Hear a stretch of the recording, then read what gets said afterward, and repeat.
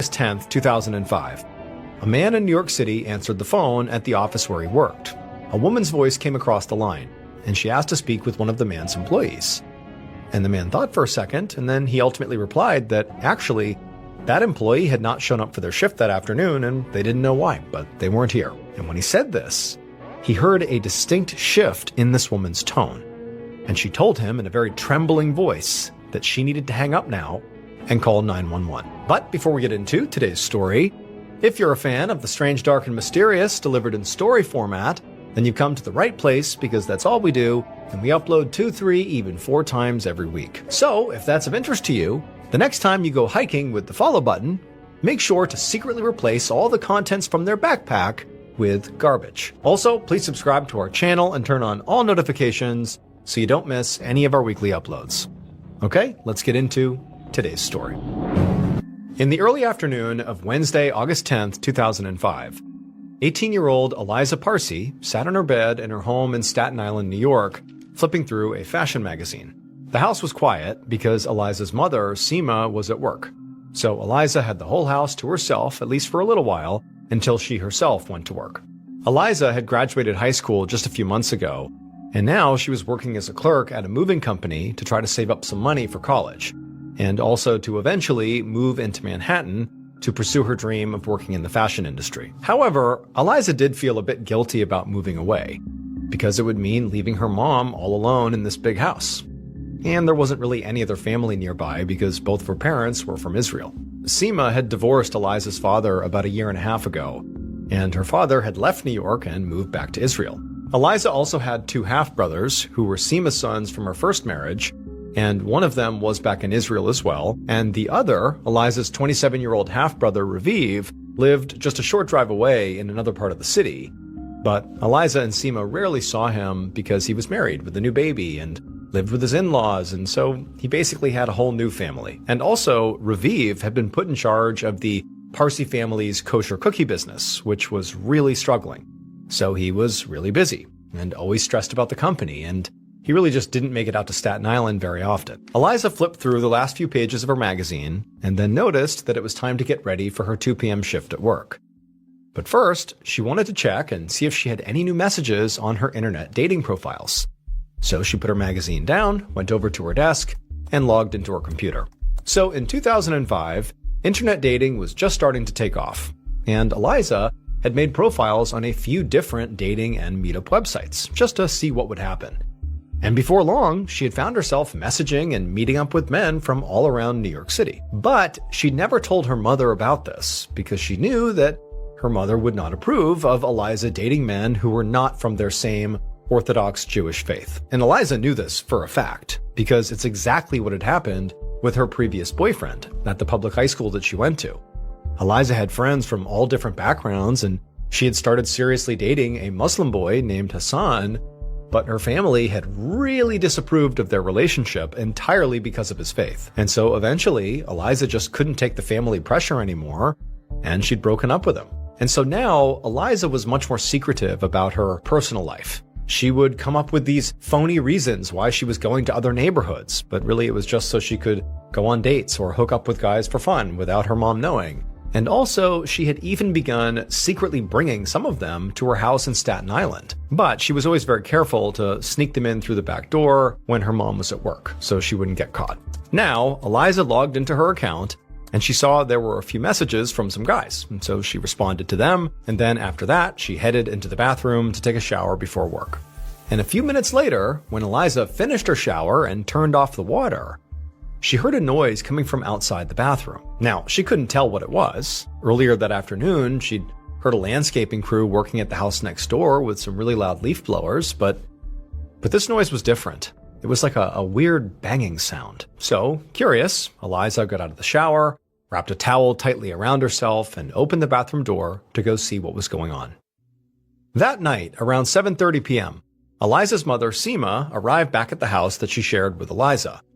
She turned her key in the front lock and tried to push the door open, but it would only open a couple of inches because it felt like there was something on the other side that was blocking it from opening any further. Now, Seema had no idea what this could be, and so she just began shoving against the door, and eventually she pushed it open wide enough that she could slip inside. And when she did, the first thing she noticed was that the thing that had been blocking the door was this heavy mirror. But before Seema's mind could really process how this mirror wound up here, she turned on the lights and saw that her living room was absolutely destroyed. Furniture was overturned, cabinets were flung open, and papers were just strewn everywhere. Seema immediately felt her heart start pounding because she realized that clearly somebody had broken in and robbed the place. But then her second thought was, where is Eliza? Where's my daughter? Because Seema knew that Eliza had been home at least part of the day, and what if this had happened when Eliza was here all alone? And so Seema began calling out for her daughter, but there was no answer. And so she followed the chaos upstairs and noticed that the door to Eliza's room was closed. So she went over to the door and put her hand on the knob and tried to open it up, but it was locked. And Seema knew that this was just not normal. Eliza never locked this door. And so now, Seema's thinking something has happened here. Something bad has happened here. And so sort of in a panic, Seema just began banging on the door, screaming her daughter's name, hoping she would answer, but it was silent. And so after a couple of seconds, Seema pulled out her phone and called the moving company where her daughter worked. And her stomach dropped when Eliza's boss told her that her daughter had not shown up to work that day. And so with trembling hands, Seema got off that call and dialed 911. About an hour later, Detective Michael Kenny of the New York City Police Department drove slowly down a neighborhood street in Staten Island. Ahead, he could see his destination, a 3-story house with yellow crime scene tape across the front yard. But it was hard to get close because the street was now swarming with neighbors and just random people who had come out to see what was going on. So Kenny parked a few houses down and then headed for the house on foot. And when he got there, he was met by 2 patrol officers. And they told Kenny that they had responded to a call about a robbery and then had to break down a door of a locked bedroom where they ultimately found the dead body of 18-year-old Eliza Parsi, who lived in the house with her mother, Seema. The officers explained that when they had checked the rest of the scene, they had noticed that the entire house was basically torn apart. But they hadn't found any signs of forced entry. The officers then directed Kenny's attention over to Seema, who was standing nearby with a small group of people, presumably family or neighbors. Kenny knew he would have to talk to her. But first, he needed to get a better sense of just what was going on inside of this house. So Kenny made his way in the front door and surveyed the living room, where some crime scene techs had already begun processing the scene. The room had definitely been torn apart. But as Kenny looked closer, he could see that a lot of valuable items were sitting untouched and out in the open, like the TV and the stereo, which was unusual for a burglary. Next, Kenny walked up the stairs and into Eliza's room, where more techs were collecting evidence, and the first thing he noticed was that this room also looked ransacked.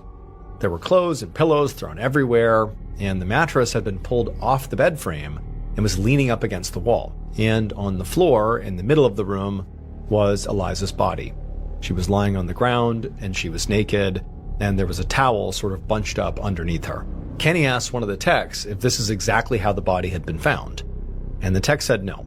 When they first got to the scene, Eliza had actually been underneath the mattress, and also had a pillow over her face, but they had to move both of those things out of the way in order to actually examine her body, which was why, the mattress was now up against the wall. Kenny knelt down over Eliza's body, but he couldn't see any visible cause of death, like a bullet or knife wounds or bruising, which could mean that maybe she was suffocated. Maybe the pillow that was on her face that they had removed was what was used to kill her.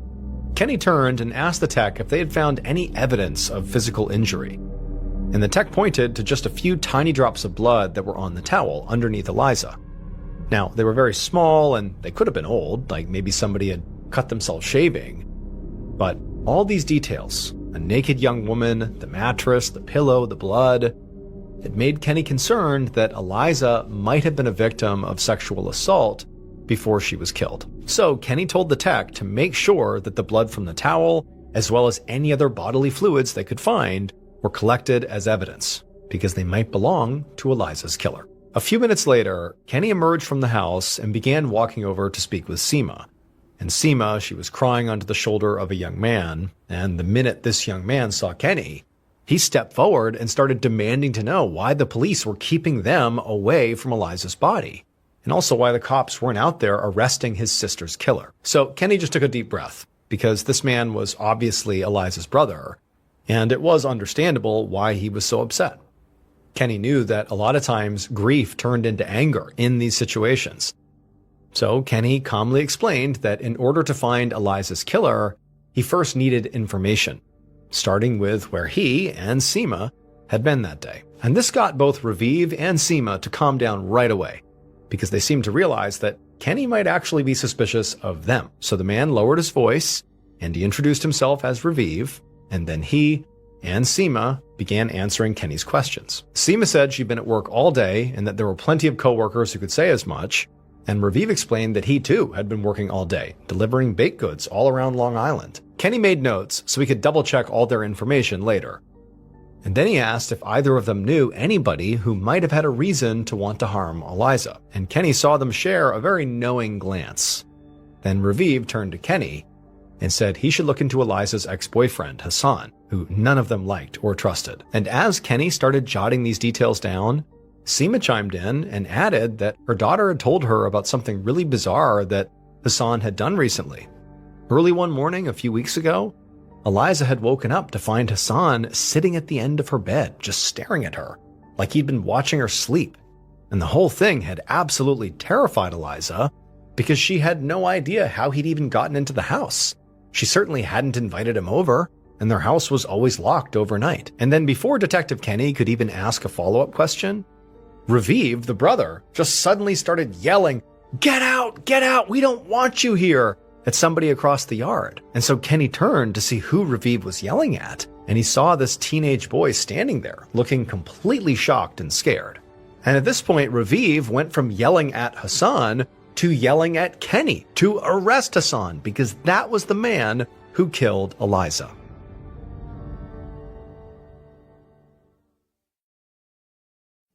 Late on the night of August 10th, 2005, so just a few hours after the body of 18-year-old Eliza Parsi was found dead in her home in Staten Island, NYPD detective Michael Kenny sat inside of an interrogation room at his precinct. Across from him was Eliza's ex-boyfriend, Hassan, who had been detained after he showed up at the crime scene. So far, Hassan had been very cooperative and had shared a very detailed timeline of his whereabouts that day. However, he did not have a solid alibi for that afternoon and the early evening, which was likely when Eliza was killed. Kenny had taken a DNA sample from Hassan, and he also had gotten samples from Eliza's mother and brother at the scene to compare against the blood that had been found on that towel and any other DNA that was found on Eliza's body. But in 2005, DNA and blood evidence took weeks to process. So Kenny was really hoping to just get Hassan to confess right now. So once all his basic questions were out of the way, Kenny decided to test Hassan's truthfulness. And he asked Hassan if he had ever snuck into Eliza's house. But Hassan, he didn't deny it. He immediately came clean and admitted to everything. He said that yes, he had previously snuck into her house. And he did sit on Eliza's bed, and he had waited there until she woke up. That was all true. But Hassan insisted that he had not been trying to scare Eliza. He just desperately wanted to talk to her so they could hopefully get back together again. And Hassan had said that when he did that, Eliza hadn't been scared. She was just kind of annoyed, and she had told him that they were broken up, for real. And after that, he said he had left without incident. Kenny noticed that in Hassan's version of the story, the way that Eliza reacted to Hassan sitting on her bed, just being kind of annoyed and exasperated about it, was very different than the way Eliza's mother, Seema, had described the same event. She had said that her daughter had basically been scared for her life. So he asked Hassan, "Why does Eliza's family dislike you so much? Why were they so quick to say you killed Eliza?" And Hassan just kind of hung his head and said he didn't think it was about him personally. It was about religion. Hassan was Muslim, and the Parsis were Orthodox Jewish. As Kenny took this in, he wasn't sure which version of the story to believe. Were Hassan and Eliza star-crossed lovers kept apart by her family? Or was Hassan an obsessive ex-boyfriend who couldn't take no for an answer? But regardless, Kenny could not ignore the fact that Hassan had a strong motive and a history of sneaking into Eliza's house uninvited. But Kenny still didn't have a confession from Hassan, nor did he have really any hard evidence at all that would allow him to even hold Hassan. So ultimately, after the interview was over, he told Hassan he was free to go. The next day, Thursday, August 11th, Detective Kenny walked up to a Jewish Orthodox synagogue in Brooklyn, where Eliza's funeral was about to take place. The reason it was happening so quickly was because of the Jewish Orthodox custom that a body must be buried within 24 hours of death. And because of that timeline, it meant that Eliza's autopsy had already been completed, and Kenny had just received the report from the medical examiner, which confirmed that Eliza had died from asphyxiation, likely from being smothered by that pillow. The medical examiner had also found DNA evidence that could be tested against those samples Kenny had collected from the suspects. There were some skin cells under Eliza's fingernails, as well as semen that showed Eliza had sex before she died, probably within 24 hours. And so this evidence made Kenny think that Eliza had been sexually assaulted and had fought back against the person assaulting her, which would explain the skin under her nails. But when Kenny called the medical examiner to voice this theory that he now thought was pretty likely, the medical examiner had actually disagreed, because they didn't find any bruising or bleeding or anything else that indicated sexual violence. And so the autopsy actually concluded that the sex Eliza had before she was killed must have been consensual. But regardless, in Kenny's opinion, the facts of the case so far pointed towards a romantic partner being the killer, which obviously cleared Raviv and Seema and any other family members. And it also did not seem to be some random burglar or home intruder, because Seema had confirmed that nothing in the house was missing. Now, a few of the neighbors had mentioned that there had been some landscapers who had been working at the house next door at the time of her death, and Kenny had managed to track down the crew and question them. But they had all insisted that they had never left the neighbor's yard and that they hadn't seen or heard anything. But just to be sure, Kenny had taken their DNA samples just in case. Now, as Kenny made his way through the crowded sidewalk in front of the synagogue, he could see two distinct groups of people in attendance. There were members of the Orthodox community wearing their long skirts and prayer shawls, and also young people dressed in more modern clothes, who he assumed were Eliza's friends from school. Kenny walked up the front steps and entered the synagogue, and he noticed that the inside of the building was split in half by a wooden partition, almost like a wall, with men on one side and women on the other. So Kenny joined the men's side and stood in the back corner where he could just observe. Kenny noticed Eliza's brother, Raviv, standing near the front, near the casket, and he watched as other men walked up to pay him their respects. The atmosphere was solemn, understandably, and Kenny didn't pick up on any tension or animosity. It just sort of felt like a community coming together to kind of make sense of this tragedy. But then Kenny felt the energy in the room suddenly change, like a switch had flicked, and he could hear people start to whisper to each other very urgently, and everybody's heads turned to look back towards the entrance. Kenny turned his head and looked as well, and he saw this one person who was trying to push through the crowd and make their way up the aisle to the front, where Eliza's casket was. And Kenny realized this person was Hassan. For some reason, he'd shown up again, despite the fact that Eliza's family clearly didn't want him around. And Kenny actually watched as Raviv, who, had seen Hassan, Raviv went straight to Hassan and literally stopped him and shoved him backwards and shouted at him to get out, because they all knew he killed Eliza. Kenny, sensing a physical fight was going to happen here, began pushing his way through the crowd to try to stop them and separate them. But fortunately, before he reached them, other men separated Hassan and Raviv, and then Hassan was escorted out of the building. About 2 weeks later, on August 24, 2005, Detective Kenny was in the office of the NYPD Computer Crime Unit, where the department's IT specialists had begun digging into Eliza's online life. After her funeral, Kenny had spoken to Eliza's school friends, who had told him that Eliza had been trying to move on from her relationship with Hassan, and that she had actually opened accounts on a whole bunch of dating sites that she used to meet guys or sometimes just hook up. And when Kenny had pressed them for more information, the friends had told him that none of those online men were from her tight-knit Orthodox community, which was part of the appeal to Eliza. But it obviously was not something she wanted to share with her mother, so she'd kept it all a big secret from everybody except from her closest friends.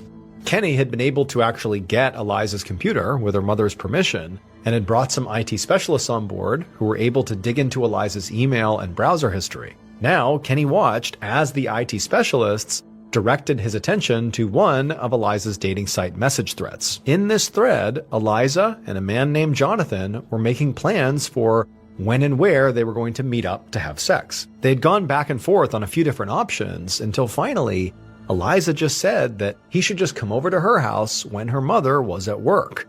and that she would leave the back door unlocked so he could sneak in without the neighbors seeing. Kenny saw that this particular hookup was planned for Tuesday, August 9th, 2005, just one day before Eliza was killed. Now, naturally, this made Kenny and the rest of the investigators raise an eyebrow, because this plan of Eliza and Jonathan's, of having him enter secretly through the back door while Seema was at work, matched up exactly with what they had found at the crime scene.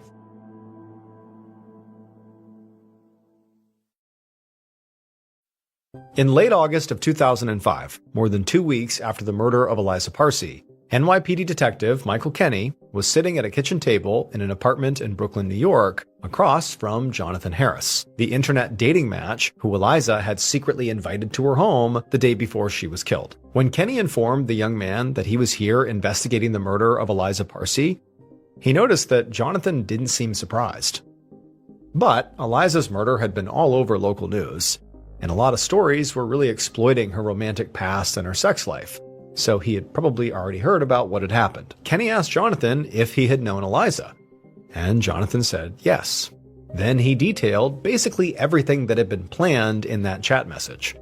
He said that he had gone to her house, he had snuck in through the back door that was unlocked, and they had had consensual sex. At least Jonathan swore it had been consensual. Jonathan insisted that after that, he had not seen Eliza again, and had never even gone back to Staten Island after that. He then gave Kenny a detailed timeline of where he had been on the day Eliza was killed, and overall, he was a lot more cooperative than Kenny had expected. He even provided a DNA sample without any objection. And so as Kenny left Jonathan's apartment, he was starting to feel a bit worried that this potential big break in the case might actually turn out to be a dead end. Weeks later, on September 13th, 2005, Detective Kenny sat at his desk, reviewing all the information he had gathered about Eliza Parsi's murder. He had checked Jonathan's phone records, also his transit card, and his toll pass. But there was nothing that put him on Staten Island the day of Eliza's murder. And the computer crimes investigators had not turned up any other promising suspects from Eliza's online dating profiles. Detective Kenny had also continued digging into Hassan, but he didn't have enough evidence to either arrest him or clear him. And this was frustrating because Eliza's murder had stayed in the news, and there was a lot of pressure to find the killer, especially from the Orthodox Jewish community, which was significant in New York. It was starting to look like the case had gone cold. Just then, Kenny's phone rang, and when he picked it up, it was the medical examiner who was calling with an update. The results of the DNA analysis were finally in, and the semen sample did not match those skin cells that had been found under Eliza's fingernails. So this meant there was DNA from 2 different people at the crime scene. And when the medical examiner said who each of these samples belonged to, suddenly Detective Kenny knew who killed Eliza. Based on the entire investigation, DNA evidence, and the killer's eventual confession, here is a reconstruction of what police believe happened to Eliza Parsi on the afternoon of August 10th, 2005.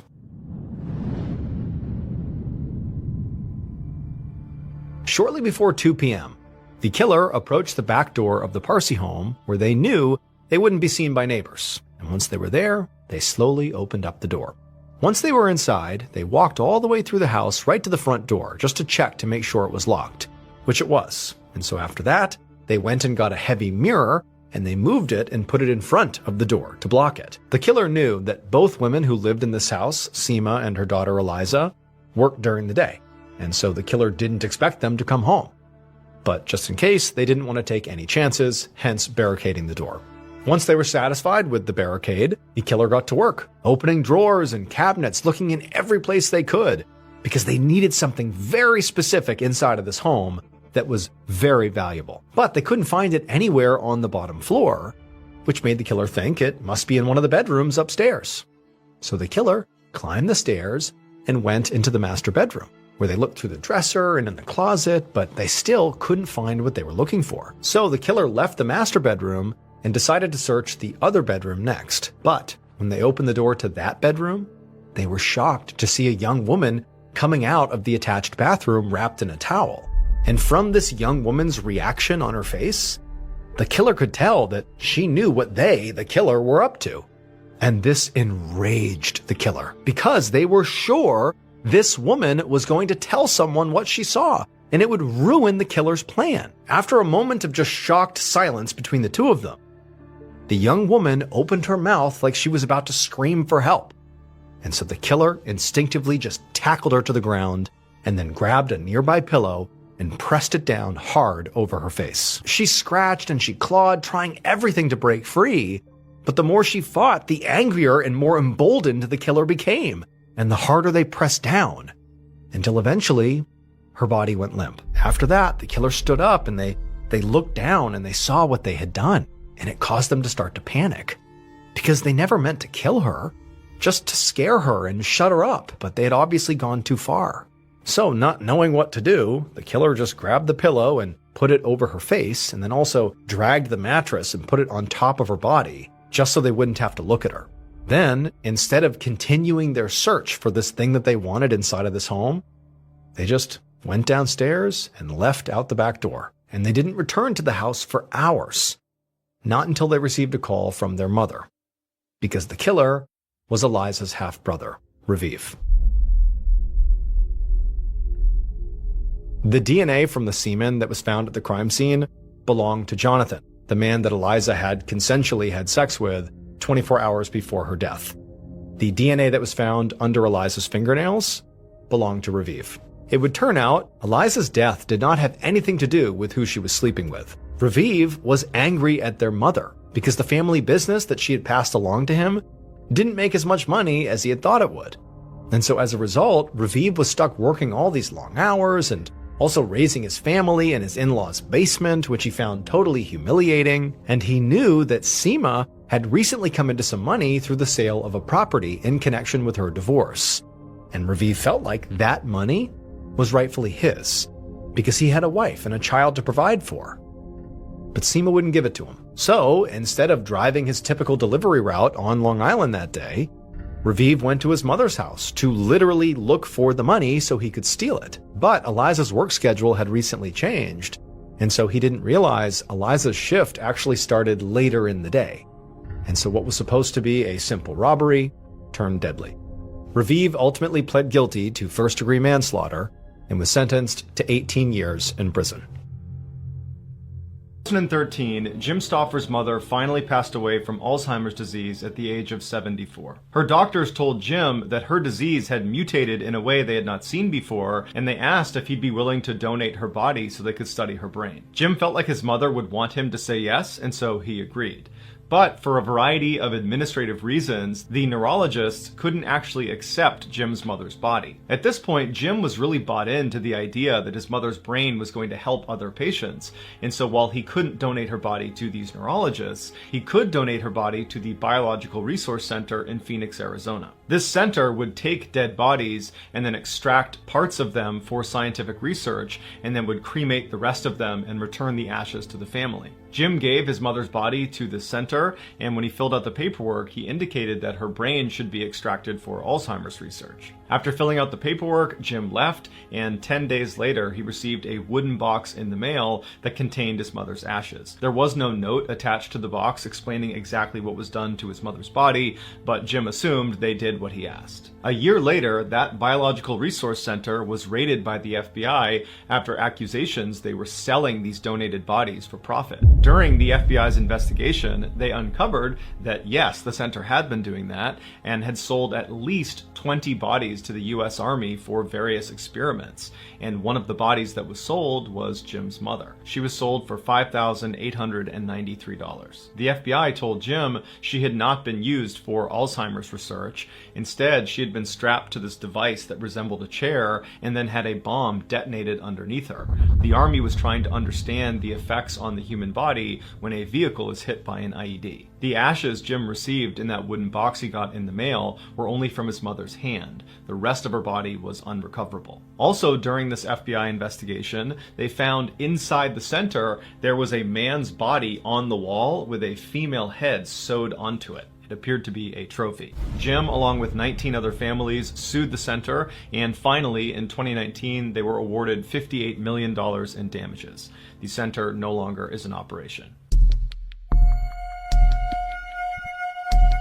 In 2004, Mitch was in his final semester at a college in Louisiana when he met another senior, a wonderful young lady named Kayla. From the instant he saw her, he knew he was in love. She played hard to get at first, but after several months, he won her over. After graduation, the pair stayed in Louisiana and moved in together while they got their careers off the ground. 2 years later, the pair got married, and almost immediately, Kayla got pregnant. At the time, Mitch's career was really starting to take off, which allowed Kayla to stay at home and take some time off. By the time their daughter was born, Mitch was making so much money that Kayla decided to just stay home and be a full-time mom. A couple years later, Kayla got pregnant again, and by the time their daughter was 2 years old, they had their son. Mitch adored his children. Every morning before he went to work, he would sneak into their room and he would watch them sleep, and then in the evenings they would have these big family sit-down meals and then play games together until bedtime. Mitch's life was perfect. Shortly after his son's birth, Mitch was lounging on the couch in his TV room when he noticed out of the corner of his eye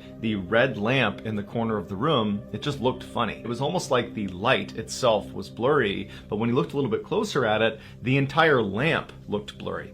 And so Mitch looked around the room and nothing else was blurry. He rubbed his eyes and looked back over at this lamp and it was still blurry. He turned the TV off and walked over to the lamp, and even though he was right in front of it, the lamp was still blurry. And Mitch didn't have bad eyesight, and so he's thinking, is there something wrong with me? Am I having a stroke? Do I have an aneurysm? Is there some sort of illness here that's making me see this lamp blurry when it's really not? But Mitch told himself he was healthy and that whatever this was, it was an anomaly and nothing to worry about. And so he went back over to the couch, turned the TV back on, and tried to ignore the lamp. But as he was watching TV, out of his peripheral vision, he couldn't help but notice this weird blurry lamp. And so finally, he turned the TV off again, and he turned to look at this lamp. And now, in addition to being blurry, it appeared to be upside down. Now Mitch was genuinely concerned that there was something wrong with him, because again, nothing else in the entire room was blurry or upside down. It was just this lamp. And so a few minutes later, his wife and his kids came home, and Mitch decided he would not tell them about this lamp. He didn't want to alarm them. He figures he will get to the bottom of this blurry lamp, and then he will tell his wife and kids. And so that night, the family has a sit-down meal, and then afterwards they play some games together, and then everybody goes upstairs and goes to sleep. But after everyone had gone to sleep, Mitch was just laying in bed thinking about this lamp. And so finally, he snuck out of his bed and went downstairs to the TV room, and he sat on the couch, and he just stared at this lamp. And for hours and hours, he just fixated himself on this lamp, watching it kind of morph around and turn upside down and get blurrier and blurrier by the second. The next day, Kayla found Mitch lying on the couch, passed out, and she asked him if he was okay. And again, Mitch didn't tell her about this lamp that was still blurry. He just told her that he wasn't feeling well and he was not going to go to work that day. But Mitch didn't go to work for 3 more days. He just sat on the couch and stared at this lamp. And Kayla obviously picked up on this strange behavior and kept poking and prodding to get more information about what was going on, but Mitch never told her the truth about this lamp. He just kept telling her he felt sick. She urged him to go see a doctor, but Mitch told her it would be fine, he'd get better. And then over time, as this lamp continued to morph and get bigger and get stranger and stranger, Mitch suddenly was unable to respond to his wife. He became totally unresponsive. And so obviously his wife became desperate and called the doctor. And as she's on the phone with the doctor trying to get advice about what to do, Mitch realizes the lamp is now growing in leaps and bounds. And before long, the lamp is the entire size of the room, and all he can see is the red color of this lamp. And then Mitch starts to hear these voices, these screams coming from somewhere in the distance, and then he feels this blinding pain in his head. And then he opens his eyes and he looks up and he sees he's laying on the sidewalk next to one of the buildings at his college in Louisiana. And surrounding him is this crowd of people with wide eyes that are staring at him. Mitch had no idea what was going on, and so he naturally just began scanning the crowd, looking for Kayla and his kids to try to figure out, how he got here. But before he could ask any questions and before he could find his wife and kids, a police officer ran through the crowd, picked him up and ran him over to his police car, put him in the back, and then began driving away. And so while Mitch is in the back of this police car, he turns to the officer and he says, "What's going on?" And the officer would tell him he was attacked by a huge college football player. He got hit in the head and he fell backwards and he hit his head again and he fell unconscious. Mitch asked the officer where his wife and kids were, and the cop said he had no idea. And that's when it clicked for Mitch. The lamp wasn't real. Neither was his wife, Neither was his daughter, neither was his son, neither was his life. For the past 10 years, it was all a hallucination while he was unconscious after getting attacked. Mitch was brought to the hospital where he would make a full physical recovery, but after being released, he was horribly depressed, and he had to get intense therapy to basically grieve for the loss of his family that never existed. These days, Mitch says he can barely remember what his family even looked like, but periodically in his dreams, he will catch a glimpse of his son in his peripheral vision, and his son is perpetually 5 years old, and he's trying to talk to his father, but Mitch can never understand what he says. In 2007, Brett Ryan was a charming 26-year-old man living in Toronto, Canada. He was known as an extremely friendly guy who was always smiling ear to ear with his trademark grin. In his spare time, he could be found at children's hospitals reading to sick kids, or at the community center volunteering as an umpire for Little League baseball games. But behind his seemingly perfect exterior, behind the scenes, Brett was struggling. He had to move back in with his parents after dropping out of college and racking up over $60,000 of debt. While his friends graduated college and went on to begin their careers in medicine and finance and education, Brett was only able to get a job as a part-time house painter. Brett felt like he had a lot of potential that he was squandering, but he felt like the debt that he had racked up was really his roadblock between him and the life he was supposed to have. And so instead of working hard and making some money to pay down his debt, he decided to come up with an absurd get-rich-quick scheme that actually kind of worked. On October 20th of that year, Brett walked into a bank near his home, and he had hospital bandages wrapped around his head and his face, and his left arm was in a sling. And he walked up to one of the tellers and he handed her a note that just said, "I have a gun underneath this sling, give me $2,000. And the teller very quickly complied, and she gave him a little over $1,000. That was all the money she had. And Brett took the money, turned around, and calmly walked out of the bank. And he got in his car and he got home, and he was totally exhilarated, and he's half expecting the police to just show up at his front door, but they never did. He was never caught. And after that, he was hooked. For the next 8 months, Brett robbed a dozen other banks in the area, stealing almost $30,000. He became so confident in his ability to steal without getting caught that he began dressing up in these ridiculous outfits that included this huge, obviously fake beard. And in fact, the media dubbed him the fake bearded bandit. The reason Brett wasn't getting caught is because the police would get his fingerprints at the crime scene, but because he did not have a criminal record, his prints were not in the database. And so the police basically just had to set up and hope to catch this guy in the act. And in the summer of 2008, they finally would catch the fake bearded bandit. At Brett's trial, dozens of his friends wrote letters of support to the judge saying that Brett was actually a great guy, that this was a product of desperation and a total break from his normal character. And some of the organizations that he volunteered with did the same thing, writing letters to the judge saying what a meaningful contributor Brett was to the community. When Brett spoke at his trial, he was incredibly remorseful and said he had allowed his debt to get totally out of control and that admittedly he had not handled it well. And so the judge took all of this into account, all the letters of support and Brett's overall appearance in court, and he decided that this was indeed a break from character and that Brett was actually a very promising young man and that he did not deserve the harshest penalty. And so Brett was sentenced to just under 4 years, which considering the crime was a very lenient sentence. And so Brett went to jail, but then less than 2 years later in 2010, he was granted parole and allowed to move back in with his parents. And his parents would say he was a changed man ready for a fresh start. But Brett would find life outside of jail was exponentially harder now that he was an ex-con. It was extremely hard to get a job, which meant he had no income, and without an income, he couldn't pay down all those debts he had, and so he had to declare bankruptcy. As for life at home, it was very difficult. Brett's family was very embarrassed about what he had done, and when Brett moved back home, it was obvious that all the neighbors were gossiping constantly about their family. And so Brett and his family actually moved to another Toronto neighborhood just to get away from all of that. But once they settled into this new neighborhood, Brett really knuckled down and decided he was going to get his life together and he was going to do it all on his own. And so he applied to dozens and dozens of jobs all over the place, and finally he was able to get some low-paying work in retail. It Wasn't great, but it was a start. And so Brett began working countless hours at this really low-paying job, and his parents noticed how hard he was working to try to get his life back together, and so they decided they would help him out financially so he could re-enroll in college and finish his degree in biophysics. While Brett was in school, he met a woman named Kristen who had a full-time job and lived in this beautiful home, and by and large, she had the life that he wished he could have. And the two of them quickly fell in love, and Brett told her about his criminal past as the fake bearded bandit, and she accepted him, and she didn't judge him, and she said, "I still love you, I still want to be with you." 2 years later, Brett moved out of his parents' house and into Kristen's house, and for once in his life, he felt like his life was going the way it should be. Then, a year later, tragedy struck when Brett's father passed away, and suddenly Brett had to go to his mother's house all the time to try to help her out. And his mother was very appreciative of the time he was spending with her, and so she actually began paying him for the work he was doing around the home. And considering Brett was a broke college student, this was a huge help, and in many ways, it really brought Brett and his mother together. A year later, in 2015, Brett proposed to Kristen, and she said yes. But at the same time, school was getting overwhelming for Brett, and he dropped out. But he was too embarrassed to tell his fiance or his family because everybody thought he was on the right path and he didn't want to explain why he had dropped out, and so he just pretended to still be in school. Then in the spring of 2016, when Brett should have been graduating, he got a very lucky break when a big tech firm in Toronto offered him a job.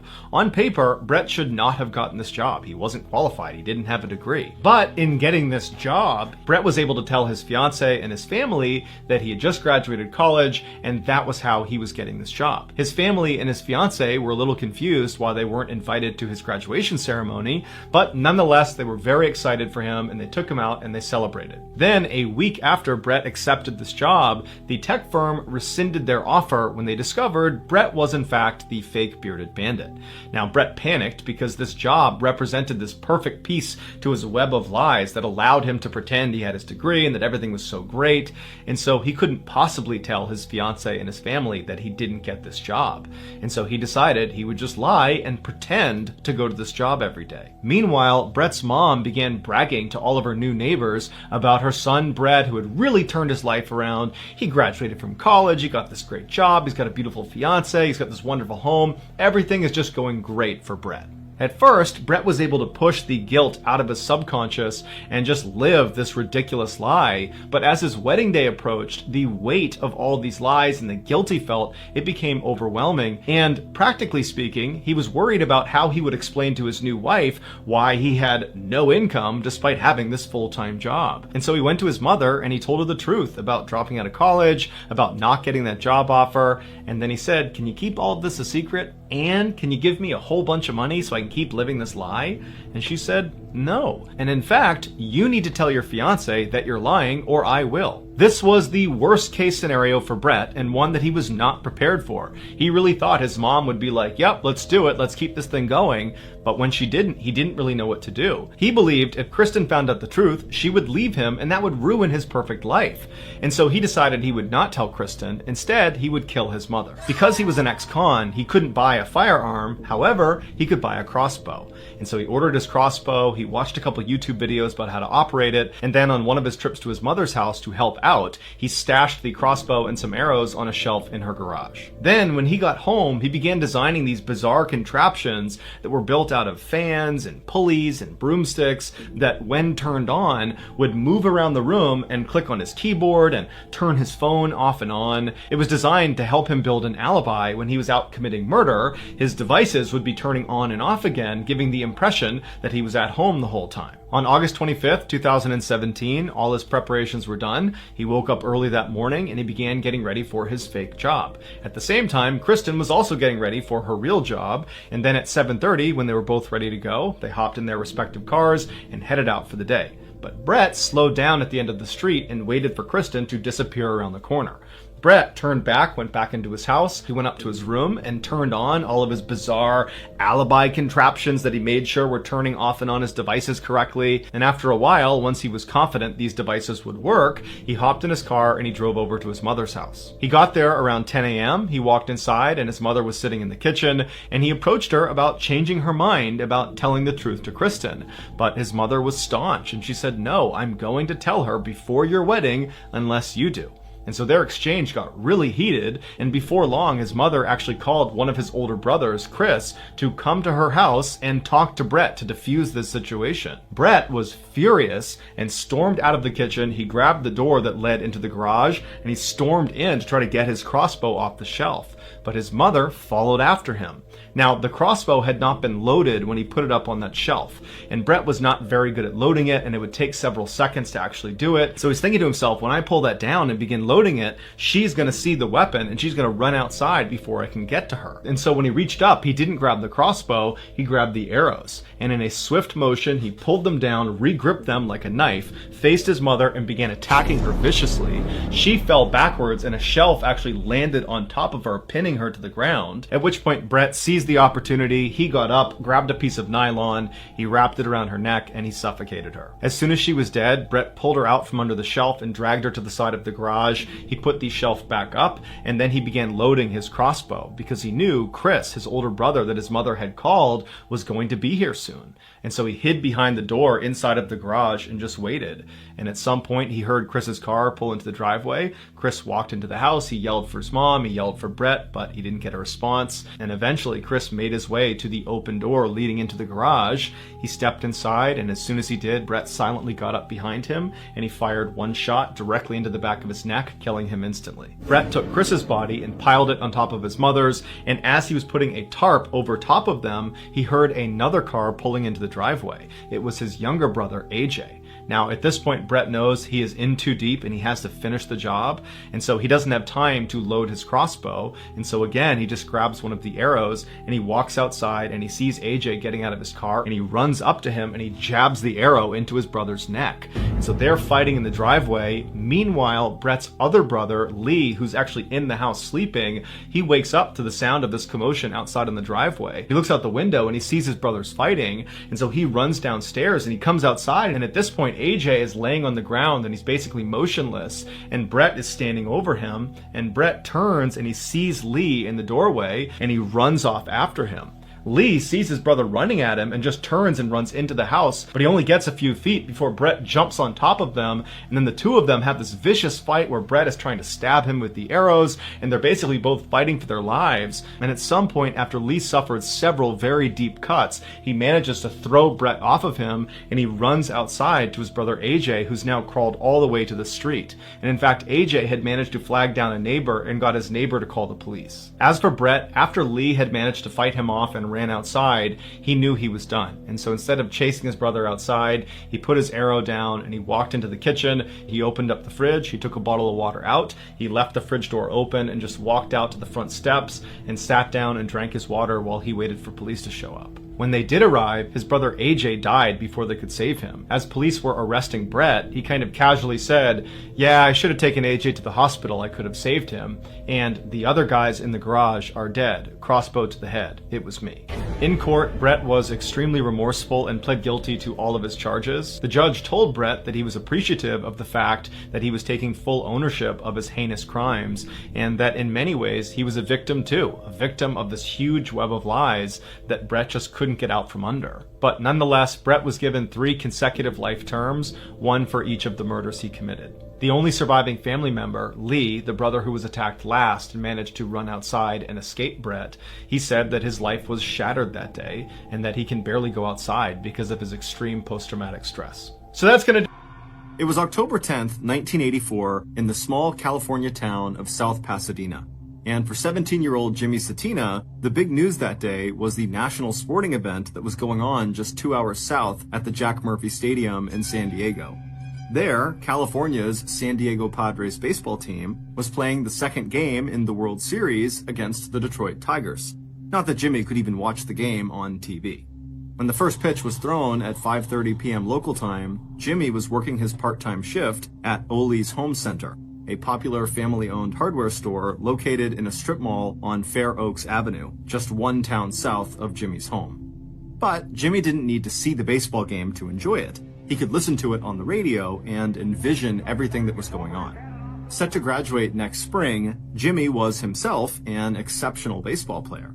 And while he never bragged about any of his accomplishments, Every student and teacher at Pasadena's Blair High School knew that the friendly and popular star center fielder was being scouted by the Chicago Cubs professional baseball team. And as much as Jimmy might have liked to be watching tonight's ball game, he needed his job at Ole's, and it would never have even occurred to him to miss a single shift or call in sick or leave early.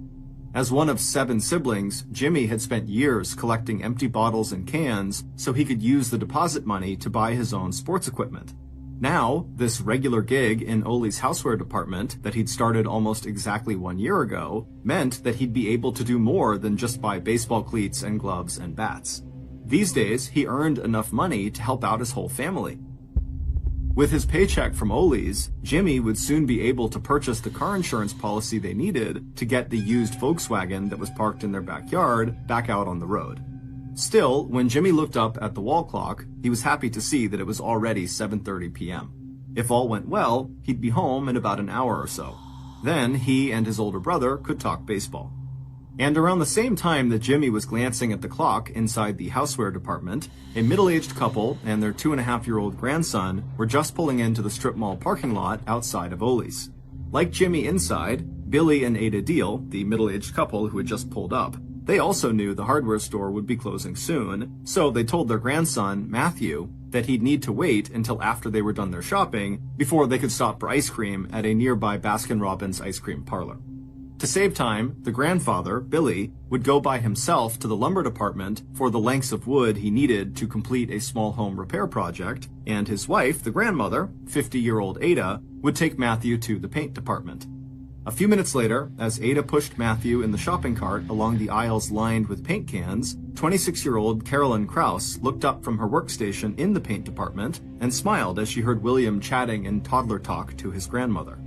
Carolyn, who was married to a lieutenant in the Los Angeles Police Department, had 2 children of her own, a 3-year-old son and a 2-year-old daughter. Now, Carolyn also glanced at her watch. Her own mother was taking care of her 2 children while Carolyn was at work. But her mom would be stopping by in just a few minutes to pick up the keys to Carolyn's house so she could put the 2 kids to bed. Carolyn pushed her blonde hair back behind her ears. She thought maybe she heard the little boy in the shopping cart say the words ice cream. Carolyn smiled as she pulled the house keys out of her purse and slipped them into her pocket to give to her mom. Over in the hardware department of Ole's Home Goods, 19-year-old Jim Obdam had worked one of the longest shifts of anyone at the store that day. He'd arrived during the day and was staying on into the evening until the store closed. Like Jimmy Satina, Jim Obdam would be glad to get home and catch up on the World Series. The San Diego Padres had lost the first game the night before, but Jim was betting that the Padres would even the score that evening. Just after 8 p.m., Jim Obdam heard a muffled announcement over the store's public address system. He couldn't understand the words, but that was nothing new or surprising. The sound from the speakers was low quality, and it always echoed in the big open space of the store, which was about 1/3 the size of a football field.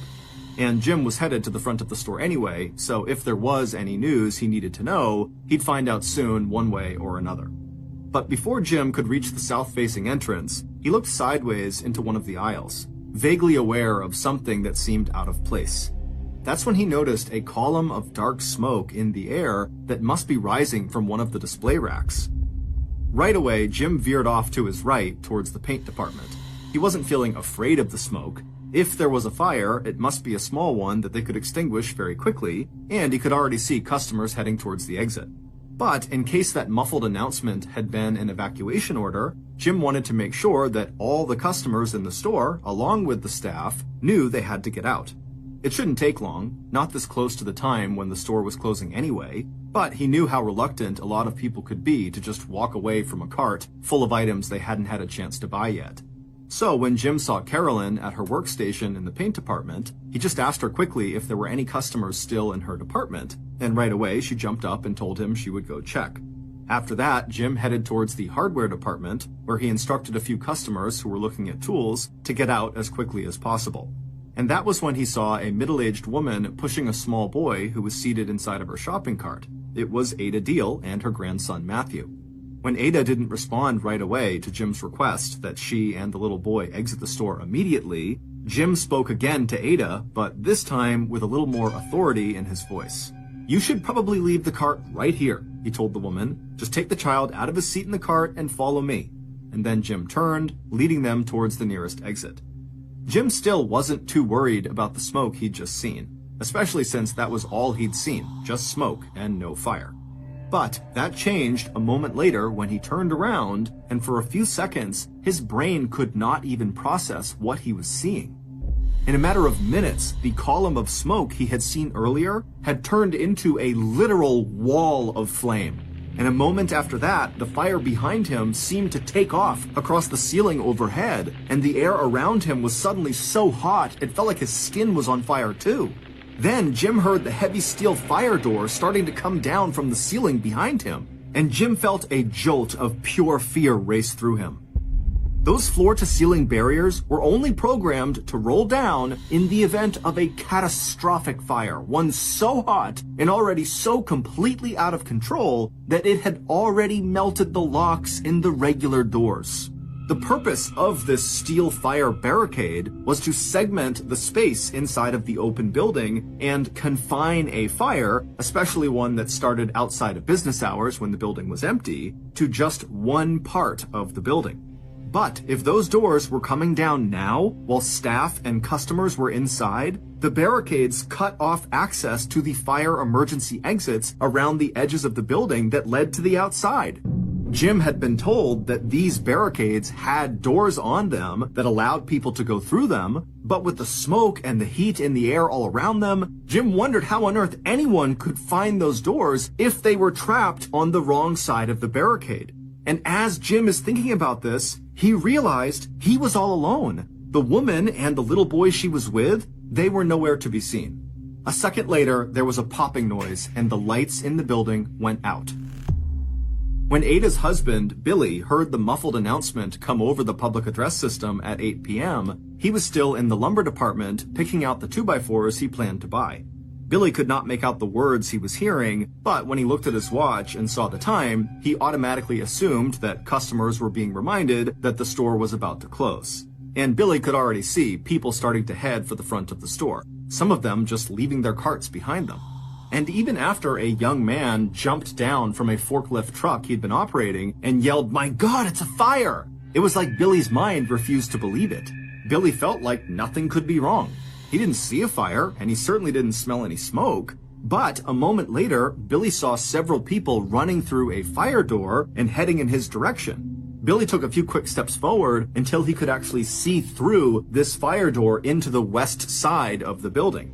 And when he saw the huge cloud of dark smoke, he had only one thought. Where was his wife and grandson? Turning around, Billy ran as fast as he could towards the opposite fire door, the one closest to where he knew Ada and Matthew had been shopping. But when he looked behind him, just a few seconds later, back towards that fire door, the cloud of smoke that he had seen had somehow turned into a raging column of flames licking from floor to ceiling. As Billy screamed Ada's name, he was praying that his wife and grandson had already left, heading out to safety through the same front doors they'd used to enter Ole's just 30 minutes earlier. But when Billy looked outside those doors now, all he could see were the flashing lights of a fire truck that had just pulled up to the curb. A few minutes after 8 p.m., when Jim Obden staggered out of the home center through one of the emergency exits, he was covered in soot from the smoke and fire, and his arms, neck, and ears had suffered second and third-degree burns.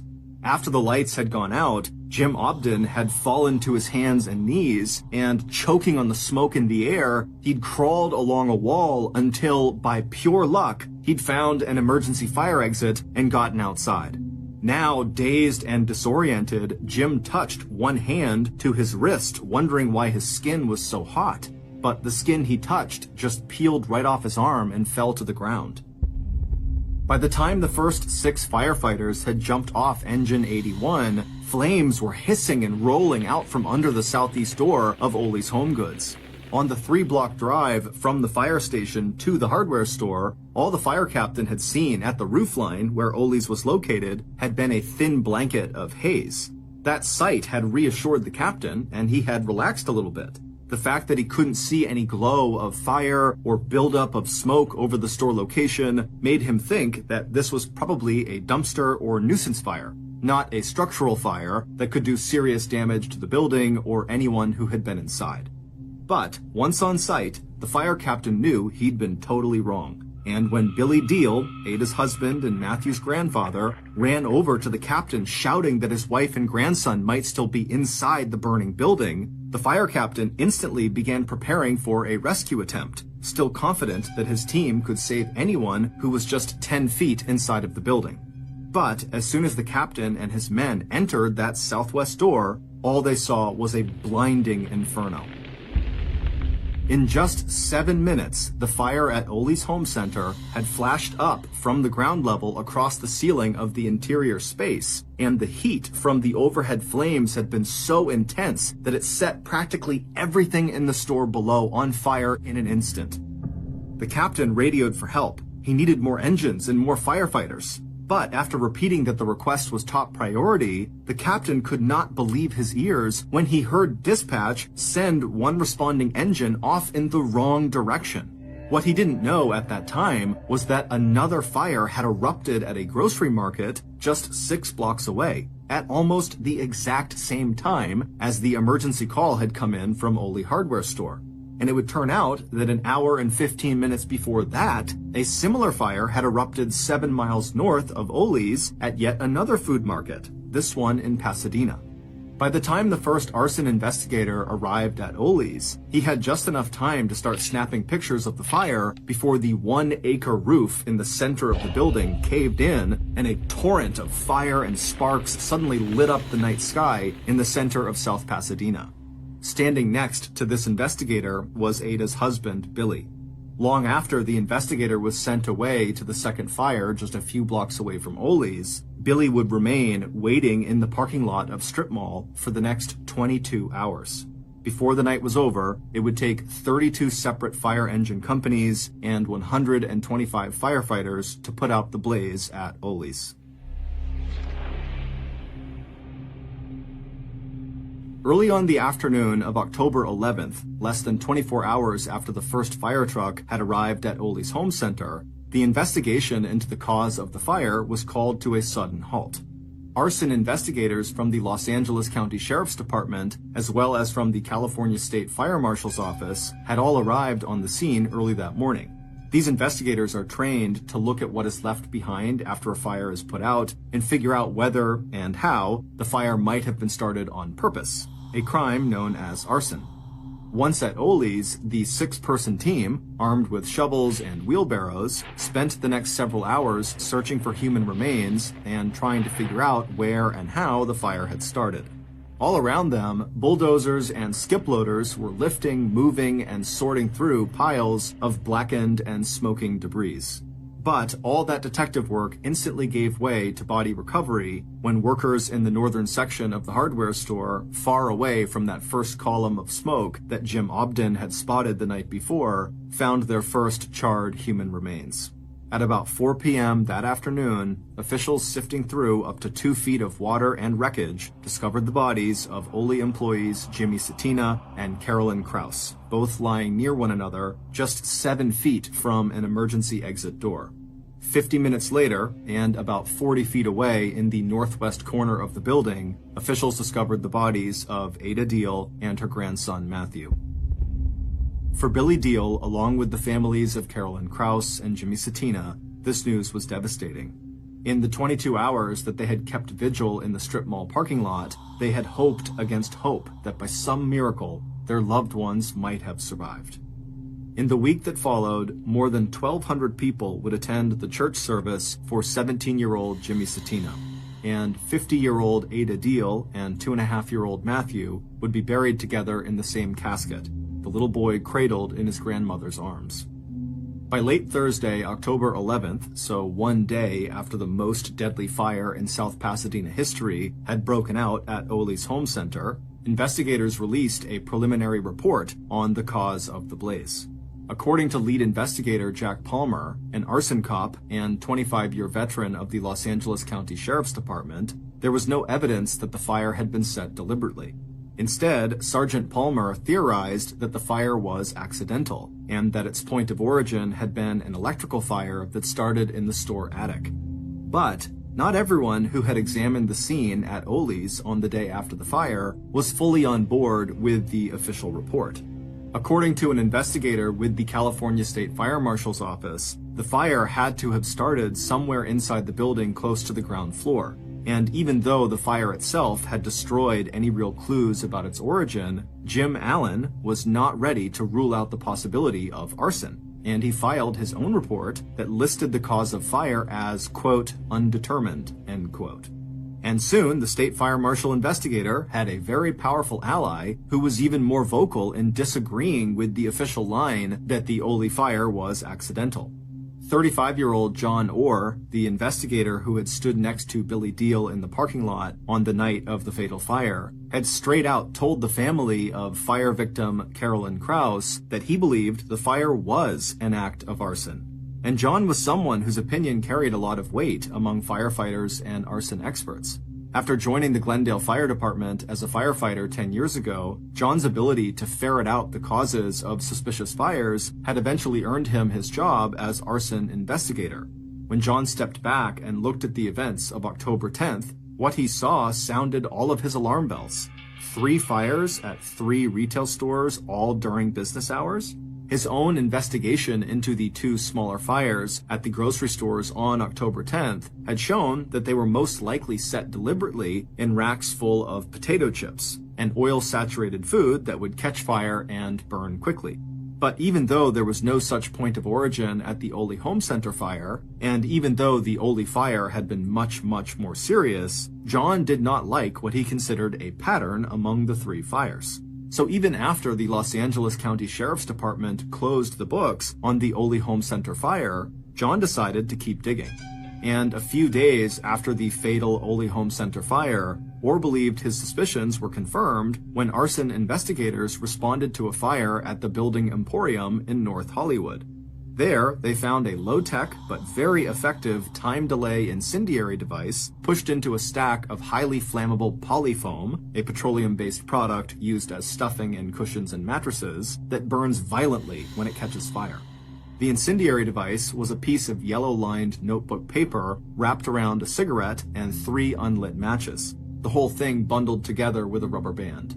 Once the cigarette was lit, an arsonist would have up to about 15 minutes to flee the scene before the cigarette burned down and lit the matches, which then lit the notepaper on fire, which eventually lit the foam and created a raging fire.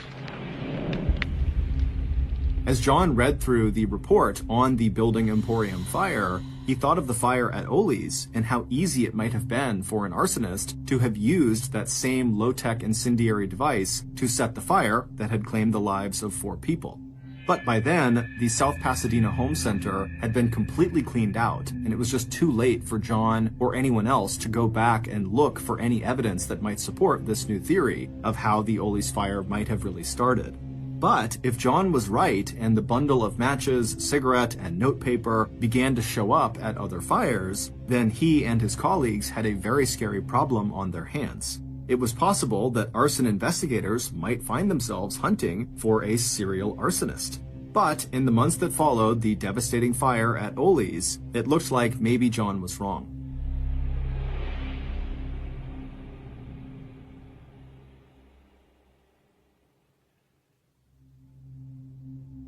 Over the next 3 years, the Glendale Fire Department in Southern California was plenty busy responding to emergency calls.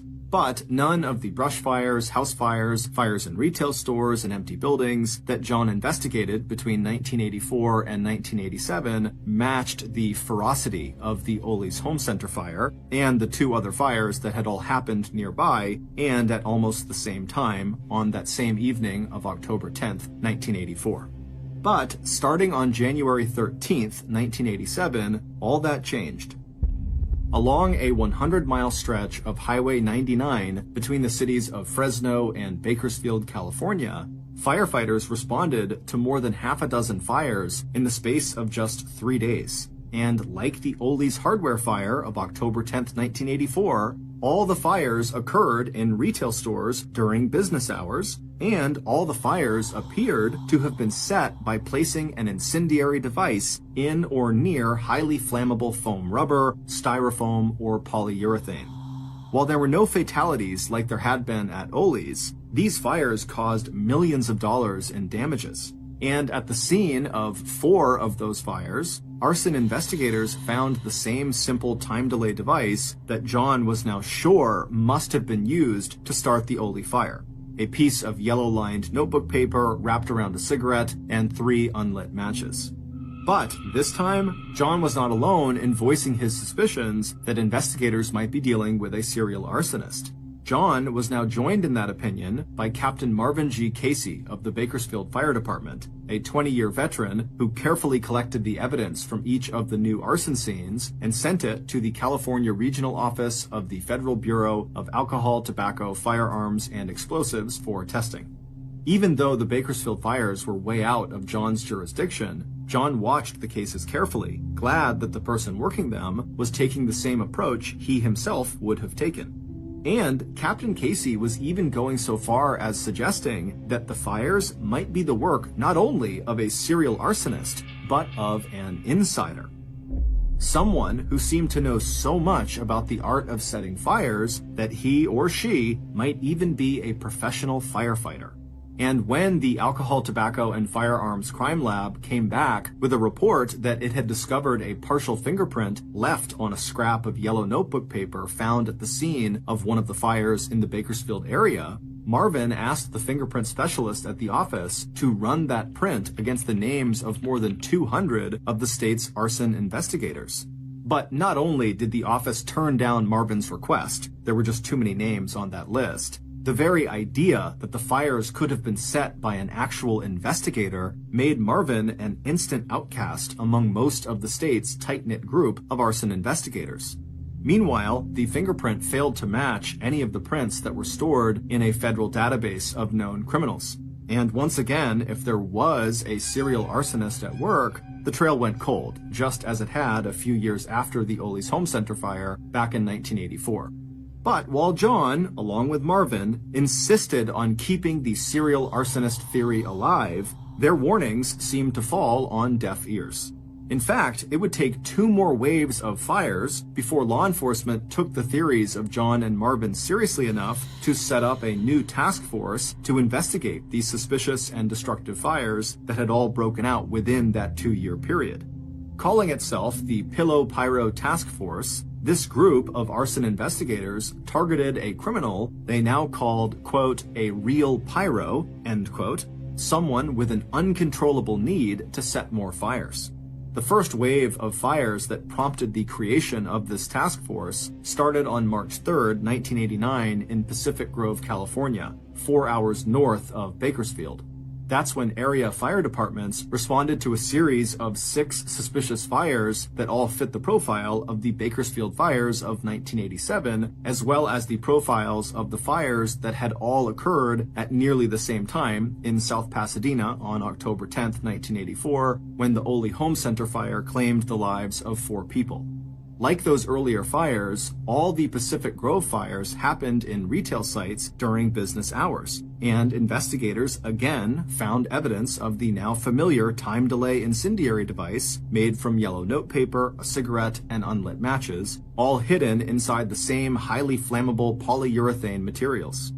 After this wave of fires, which caused millions in damages but no loss of human life, Marvin once again floated his theory that the arsons were the work of an insider, and now he handed a much shorter list of names of California arson investigators to the California Office of Alcohol, Tobacco, and Firearms, asking crime techs to compare that one partial print found back in 1987 on the scrap of yellow notepaper to the names of just 10 arson investigators.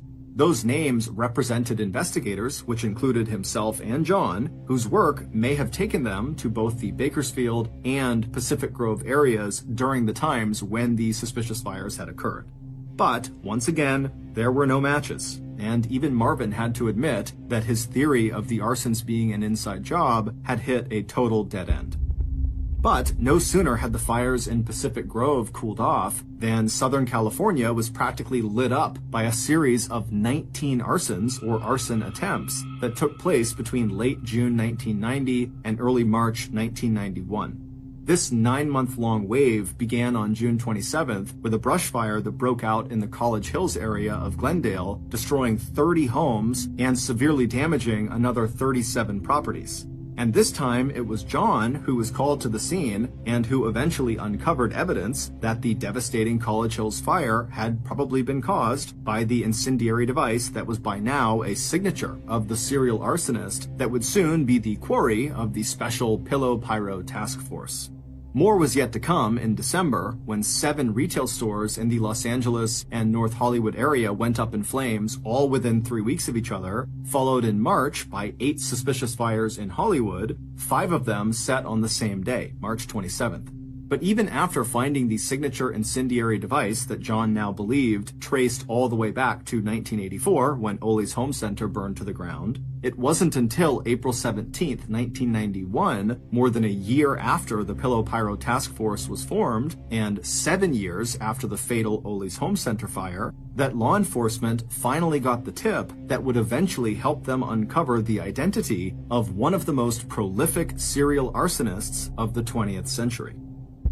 But first, the Pillow Pyro Task Force had to catch their suspect red-handed, actually setting a fire or somehow revealing themselves as the arsonist. But thanks to a series of human errors early on in the task force's attempts to mount a surveillance operation, catching their suspect in the act took much longer than anyone on the special task force ever expected.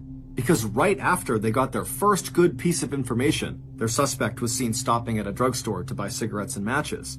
The task force surveillance team was horrified to see the suspect look under the back bumper of the car they were driving and discover the location tracking device that the surveillance team had installed to monitor and record their suspect's movements.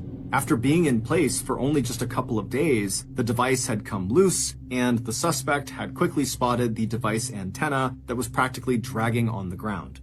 Now, not only was the suspect on notice that they were being watched, the publicity surrounding the devastating series of fires in College Hills seemed to have scared the arsonist into putting away their matches, cigarettes, and yellow-lined paper. And for the next several months, all investigators could really do to build their case was to show employees who had been working at the time of various arson fires that had taken place in the last 4 years to see if any of those employees could pick the suspect out of a photo lineup.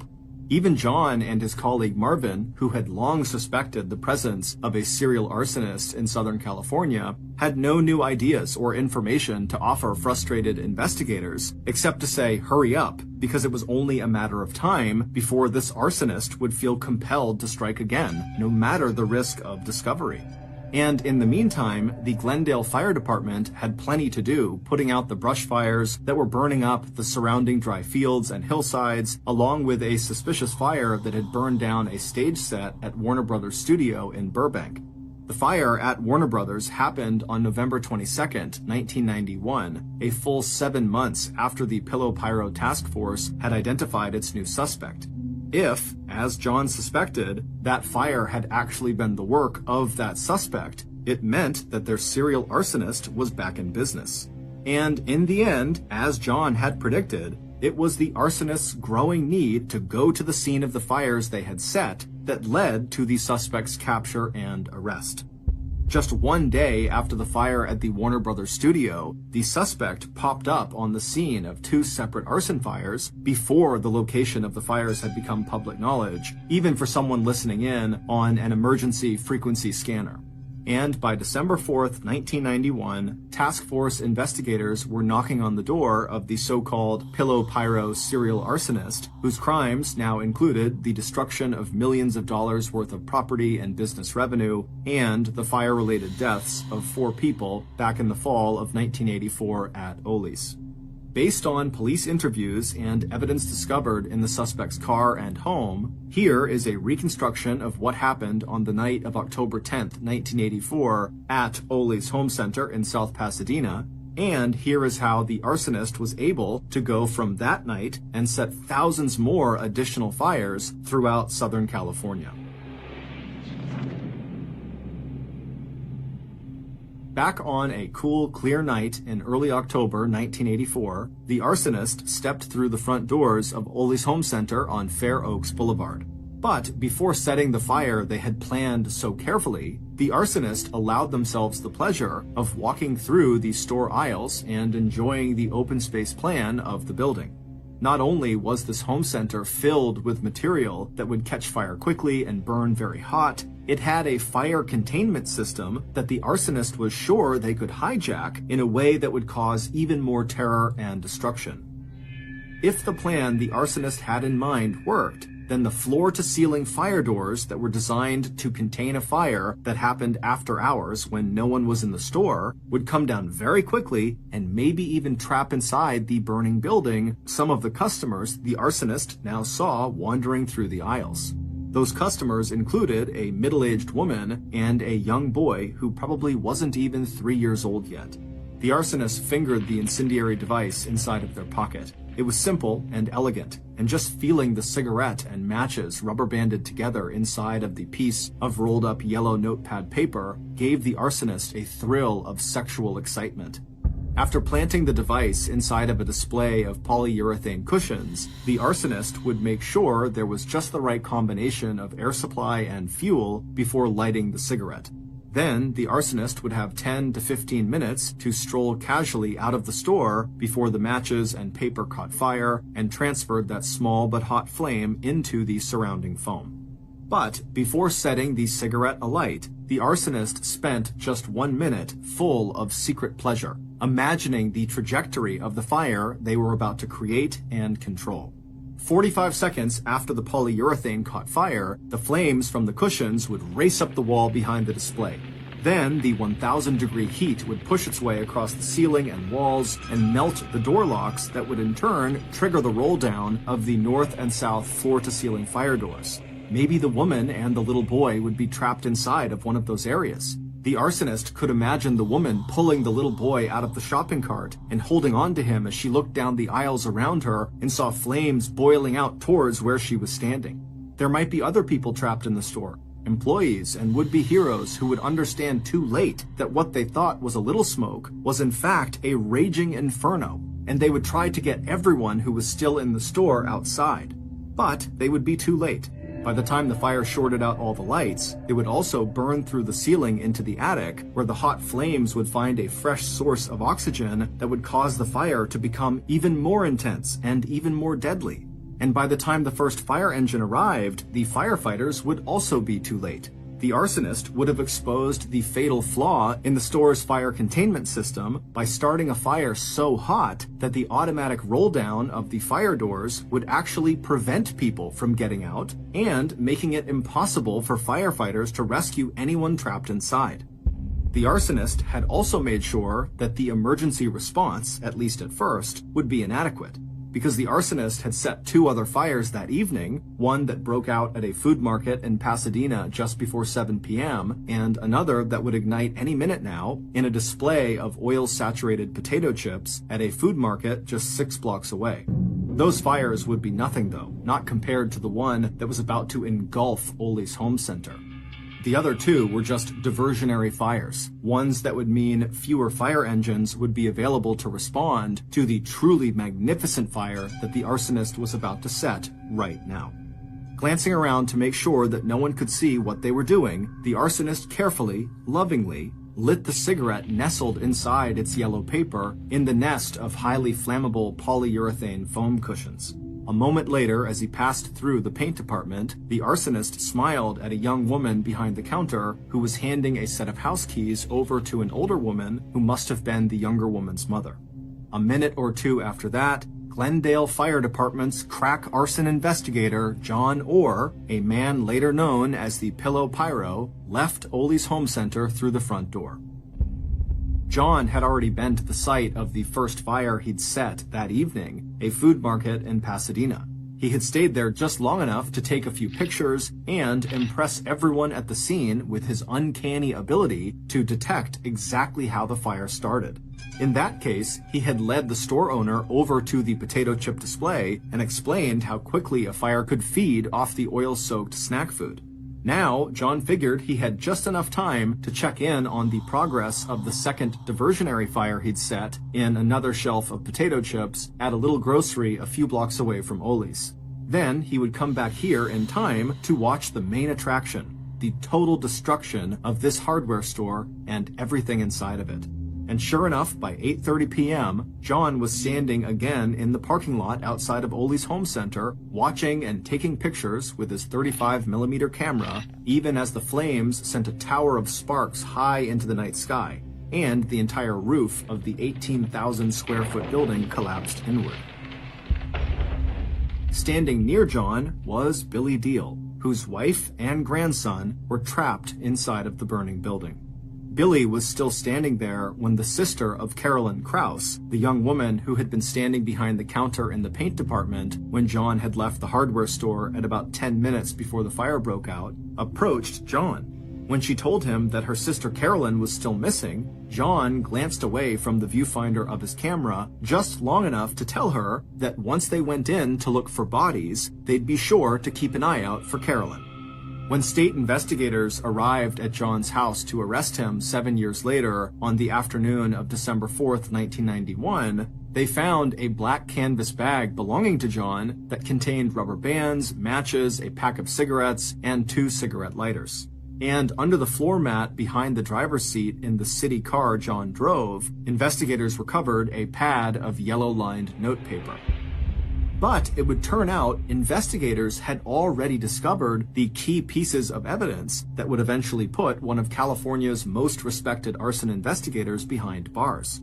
The problem was they had dismissed those early clues as just too unbelievable to pursue, and possibly too damaging to their own public image. Because, going all the way back to 1987, Captain Marvin Casey from the Bakersfield Fire Department had very solid grounds for suspecting that the wave of fires, first in the Fresno area and 2 years later in the Pacific Grove area, were the work of a professional firefighter. Because when Marvin had mapped out the time and location of those fires, he had discovered that each wave was clustered around a regional conference attended by state arson investigators, including John Orr. And once investigators had recovered the partial fingerprint from one of the crime scenes, Marvin was able to narrow his list of possible suspects down to just 10 investigators. And that list included John and 9 others who had attended both the 1987 and 1989 conferences, which meant each of the people on the list had been in the general location of the fires, and each had traveled to and from the conferences alone, which meant they would have had the opportunity to set the fires without anyone seeing them. But due to a mistake at the Bureau of Alcohol, Tobacco, and Firearms Crime Lab, crime techs failed to match the recovered print to the print they had on file for John Orr. It was a mistake that would allow John to continue setting fires for another 4 years. It wasn't until April 17th, 1991, after the head of the Pillow Pyro Task Force had requested that the crime lab run the fingerprint again, this time against the prints on file for all Los Angeles law enforcement personnel, that the crime lab came up with a match. Back in 1971, 3 years before John was hired by the Glendale Fire Department, John had almost realized his true lifelong dream, that of becoming a Los Angeles police officer. John had passed all the physical, oral, and medical exams, his fingerprints were on file, and then came the bitter and devastating news. He had failed the psychological evaluation. According to the Los Angeles Police Department's psychologist, John was a schizoid person who was withdrawn and who had issues with women and sex. Bottom line diagnosis: personality trait disturbance and an emotionally unstable personality. Exactly the kind of man who would later leave the print from his left ring finger on an incendiary device recovered on January 16, 1987 from the site of a fire at the Family Bargain Center in Tulare, just south of Fresno, where state arson investigators, including John, were attending an annual conference. But important as that matching fingerprint would be in the court case against John Orr, there was another piece of evidence that John himself handed over to investigators on a silver platter. That piece of evidence was the manuscript of a fact-based book John was writing about an arsonist who lived in the Los Angeles area and whose crimes bore striking similarities to actual events in John's own life. John had started writing the book back in 1990, and it wasn't long before he was sending out letters to editors and publishers asking if they would buy it. At the request of the Pillow Pyro Task Force, a former firefighter turned published author reached out to John and offered assistance. John sent him the manuscript, which later wound up in the hands of the task force.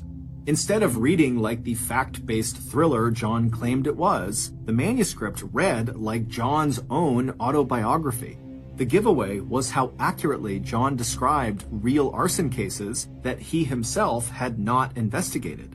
The only way he could have known so many details that had been withheld from the public or left out of official accounts was if John himself had set the fires that he had written about. In particular, John wrote a detailed description of his protagonist, a serial arsonist, setting fire to a hardware store in South Pasadena called Cal's, a fire that in the manuscript wound up killing 5 people, including a grandmother and her 2.5-year-old grandson, a little boy named Matthew. In his book, which John titled Points of Origin, a phrase that refers to the starting point of a fire, his arsonist was furious when investigators declared the hardware fire was accidental. Just as John in real life had wanted the Los Angeles arson cop investigating the real-life fire at Ole's Home Center on October 10, 1984, to recognize that conflagration as the brilliant work of a gifted serial arsonist. In particular, John wanted the credit he felt he deserved for the skill and artistry that he had put into creating a fire that burned so hot and fast that in the end, not everyone could escape the flames. Instead, the official report listed John's perfect arson as accidental. And in real life, John would spend the next 7 years after the fire at Ole's hardware store drawing as much attention as possible to his theory that all of these fires had been set by a serial arsonist who turned out to be none other than himself. John knew that back in 1989, he had been very lucky when the Bureau of Alcohol, Tobacco, and Firearms had failed to match that fingerprint found at an arson scene to John's own fingerprint. But what John had said about a real pyro not being able to stop setting fires turned out to be true of John himself. Even after he discovered the tracking device that had been installed under his car bumper, and he knew that he was a suspect in the Pillow Pyro investigation, ultimately John could not control his own compulsion. And by 1990 through 1991, he practically set entire areas of Southern California on fire. Right up until the moment in late November 1991, when even John could not explain how he managed to appear immediately on the scene of so many fires before anyone else even knew those fires had started to burn.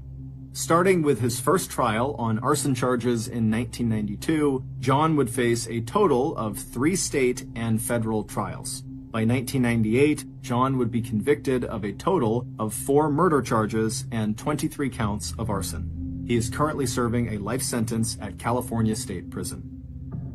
Before John's arrest in 1991, the number of brush fires in the foothill areas near John's home in Los Angeles had averaged 67 every year dating back to 1981. After John's arrest, that number dropped to just 1 brush fire a year in that same area. When arson investigators conducted a similar survey of arson fires in retail stores during business hours going back 10 years, they determined that most of the 78 fires they found that matched those criteria had probably also been set by John Orr. In total, California law enforcement would eventually attribute as many as 2,000 fires in Southern California set between 1984 and 1991 to John Orr, the so-called Pillow Pyro. Our major source of information for creating this episode was Joseph Wambaugh's non-fiction book titled Fire Lover, published in 2002. We also relied on the documentaries, court records, and historical newspaper articles you can find on our source list provided in the description. Just after midnight on June 17th, 1939, a crowd of people began to form outside of this unremarkable building in Versailles, which is a city in France. The atmosphere in this crowd was electric. They all knew why they were there. They knew what they were about to see, but even still, there was a lot of nervous anticipation. And so as such, some people were coping with these nerves by drinking alcohol and trying to laugh and have a good time, while others were much more subdued and were trying to be respectful about what they were about to witness. Between 1 and 2 a.m., the doors of this unremarkable building opened up, and a group of men dressed in the same dark uniforms came out and didn't say a word to the crowd, and the crowd immediately went silent and began to back away from them. And this group of men, they walked right out in front of this building, and they had lumber and they had tools with them, and they began constructing this kind of strange wooden structure.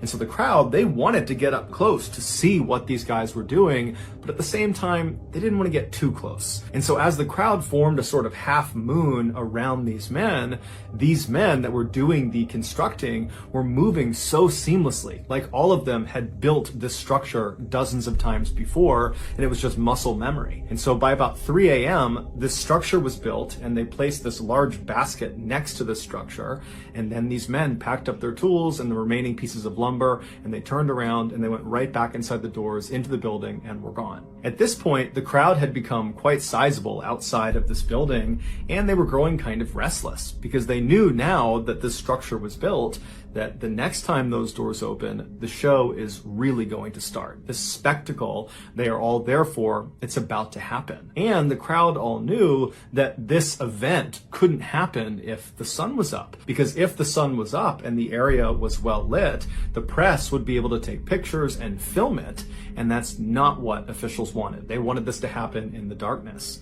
But for whatever reason, things seemed to be getting delayed inside of this building. And so the crowd was just getting more and more restless. People are getting more and more drunk, and they're getting louder and more disruptive and boisterous. And then around 4:45 a.m., the sun had come up. And so the press was out in full force with their cameras trained at the doors of this building. And so the crowd really at this point is not actually expecting this event to take place, because at this point it just seems totally unlikely. But at 4:50 a.m., those doors swung open, and standing in the threshold was 31-year-old Eugene Weidman, who was a convicted serial killer. His arms were tied behind his back, and the collar of his white shirt had been tucked down inside because they needed his neck to be free and clear because he was about to be beheaded. So the two guards on either side of Eugene, they pulled him forward out towards the crowd so the executioners behind him, who were dressed all in black, could filter out and take up positions alongside the guillotine, which is that wooden structure that had been built earlier in the morning. And so as Eugene is being brought out towards the crowd and everything is getting set up for his execution, the crowd went wild. They were shrieking and howling and laughing and pointing and booing and just generally being completely rambunctious and totally bloodthirsty. Eugene kept his head down. He did not want to look at the crowd, and he did not want to look at the guillotine. And so eventually the two guards turned him and walked him directly towards the base of the guillotine, at which point the executioners that had taken up their positions around this device, they grabbed him and slid him forward so he was on his stomach on top of this wooden platform, the guillotine, and they slid him forward until his head poked through this opening at the very far end, at which point his neck was positioned right under this huge blade that was dangling right above him, and his head was positioned over a metal bucket on the ground, which he would be looking directly at. At this point, the crowd was at a fever pitch, and one of the executioners pulled a lever, the blade came soaring down, and it removed his head fell into the bin, and the executioners pushed his torso into the basket that had been placed out there earlier, and then the executioners and the prison guards, they gathered up Eugene's body parts and went right back inside of the building, which was a prison. At this point, the crowd was cheering and going wild, and they ran up and began dabbing their scarves and their handkerchiefs in Eugene's blood, which was on the ground, as a sort of souvenir from having been at this execution. And of course, because the sun had been out for this entire spectacle, all of this had been captured on film. And so later that day, and for the next couple of days, the headlines all over France were about this bloodthirsty crowd that was cheering as this man was beheaded, and it just overall made France look really, really bad. And so French leaders doctors decided that from that point forward, they could no longer do any more public executions. So the guillotine would continue to get used for decades beyond this point, but it was all behind closed doors. Also, random fact about being beheaded by a guillotine, your head, after it's been separated from your body, stays conscious for about 10 to 12 seconds, so they say. And apparently there's been lots of cases where the executioner, after the condemned has had their head removed, will yell the name of the person who has just had their head removed, and that person's head will look over at the person calling to them and will blink or try to mouth words for several seconds before the lack of oxygen kills the brain and then the head is no longer conscious. Here are some of the more notable pictures that were used in the media from Eugene Weidmann's execution.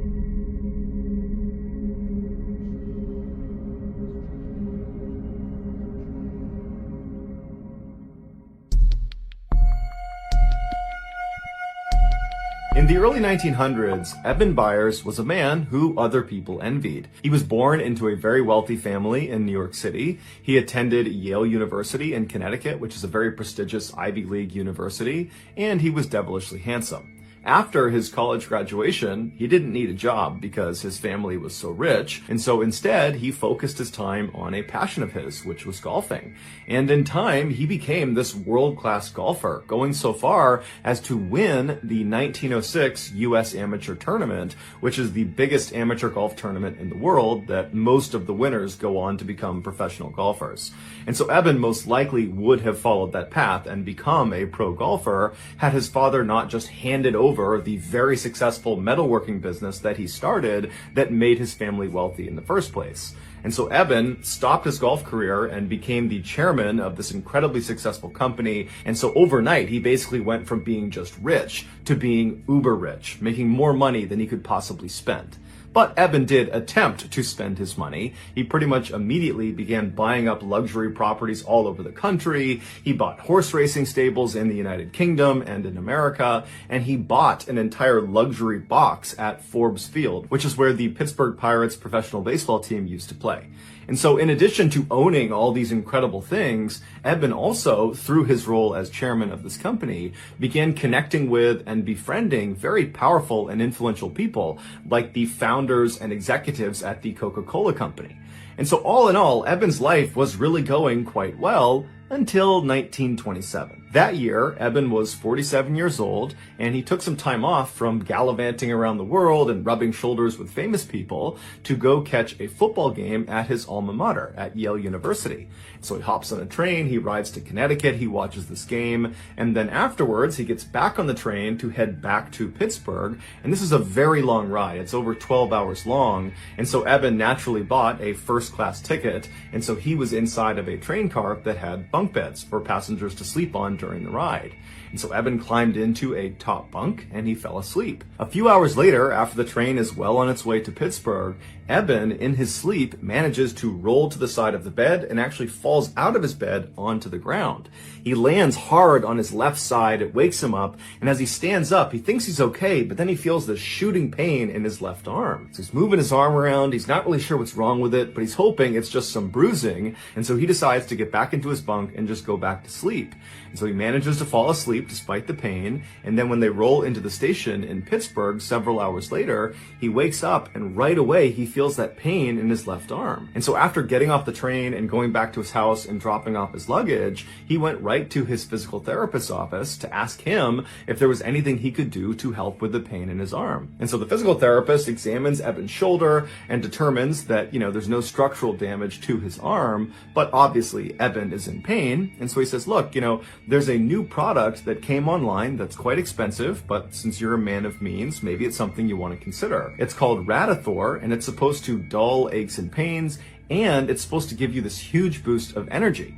And so, maybe you want to try that. And so Eben was really excited at the notion of taking this new health tonic and said, yeah, let's do it. And so his physical therapist wrote him a prescription for Radithor. Eben took the prescription and he went to the drugstore. He picked up a half-ounce bottle of this liquid. He went back to his house and, as prescribed, he drank a very small spoonful of this liquid. And right away, he felt this surge of energy. The pain in his arm started to fade. all the things this health tonic claimed to be able to do, it was doing. And so over the next couple of days, Eben very diligently every day took the prescribed amount, a very small spoonful of this Radithor, and every day he felt better and better and better. Not just the pain in his arm, but overall he felt happier, he felt fitter, he felt alive, and he was attributing all those feelings to this miracle tonic. And so he began taking more and more of this tonic, well beyond what was prescribed, to the point where he was drinking 3 full bottles of Radithor every single day. And so for years he did this, and it was all going great until his jaw fell off.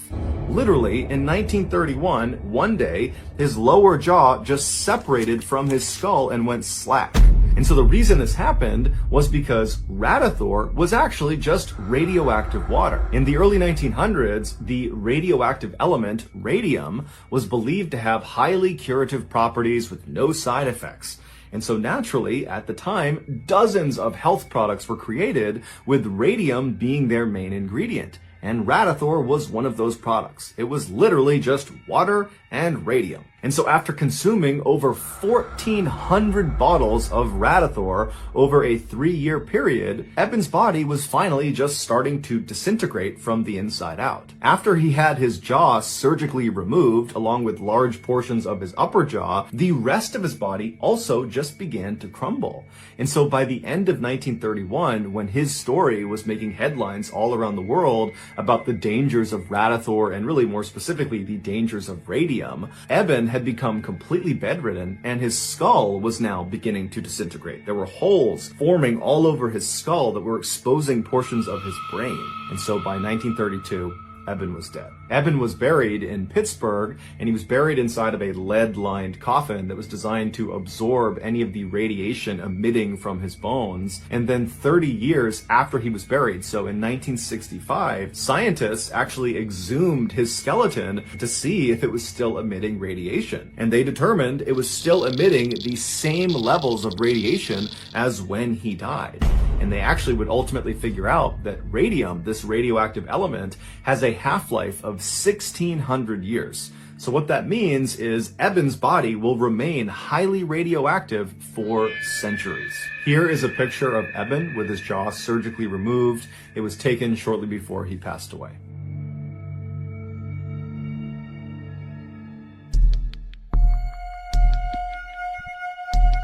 There is still some debate about what exactly happened in this story that I'm about to share with you. And so for transparency, in this video, I am going to rely on the narrative that was presented in court by the defendant. And so with that in mind, here we go. On the afternoon of December 3rd, 2012, a freelance photographer working for the New York Post newspaper named Umar Abbasi was walking down the stairs of the 49th Street subway station in New York City. This very busy station is located only a few blocks away from the very famous Times Square. And so after Umar made his way down to this underground subway station, he walked over to one of the big automated kiosks that looks like an ATM, and he purchased a subway ticket. And then with his ticket, he walked over to the turnstiles. He slid his ticket through the slot, pushed past the turnstiles, and was now standing out on the actual train platform. And from where Umar was standing, this platform basically was like a huge sidewalk that stretched all the way to his right a couple hundred feet and all the way to his left a couple hundred feet. And in front of this platform were the actual tracks down below, because the train, when it came out of the tunnel, it would actually come right up alongside this platform with almost no clearance between the platform and the train. As such, the leading edge of the platform, basically the lip of the train platform that's closest to the train tracks, has this big yellow line painted all across it to keep commuters from standing too close to the edge, because if the train came through, they could actually get hit by the train. And so as Umar is standing on this platform and he's looking left and right, it's totally crowded with people, and they're all kind of tucked back against the wall away from this yellow line. And so Umar decides he's going to turn right and wait at the right end of the platform, just because he saw down at the far end there appeared to be a gap in people, and he figured he could stand right there. And so Umar begins navigating past all of these people on the right side of the platform, and for the most part, everyone he is passing either has their head buried in their phone, or they're listening to music, or both. Because the thing about riding trains, especially trains in busy cities, is none of the commuters want to talk to anybody else. They want to be completely left alone. And so as Umar is walking, everyone was basically doing that. But at some point, he did pass two people that were engaged in a pretty heated conversation. Umar had no idea what they were arguing about, or if they were even arguing at all. He didn't know who these people were, but he took mental note of the fact that two men were kind of bickering with each other. And so he walked past them, didn't give it much of a second thought, and he arrived at a gap in the gaggle of people waiting for the train. And there he just stood well back of the yellow line, where he pulled out his camera and began clicking through the images he had taken earlier in the day at an earlier photo shoot. And so as he's clicking through these pictures, he starts to notice that those two men who had been bickering before are now straight up yelling at each other. They're screaming obscenities at each other. It's not clear who's fighting about what or who was the aggressor, but it's very obvious that at this point they're fighting. And so Umar looked away from his camera and looked left down the platform towards these two guys. And so these two guys are about 100 to 125 feet away from him. And all the people that were standing in the vicinity of these two men are beginning to migrate away from them. They just don't want anything to do with them. Because the thing about being in subways, especially in cities like New York, is there's lots of people that go down into these train stations that are inebriated or mentally unstable. And so very strange and bad behavior is just kind of a normal thing, and people tend to just kind of ignore it. And so that's what's happening. People are kind of walking away from these two fighting men, doing their best to pretend it's not happening. And so Umar spent a couple more seconds staring down the platform at these two men, but eventually just shrugged and thought, you know what, whatever problems they have, they're not mine. And so Umar went back to his camera and continued to click through his pictures, when all of a sudden he hears a scream coming from the left side of the platform.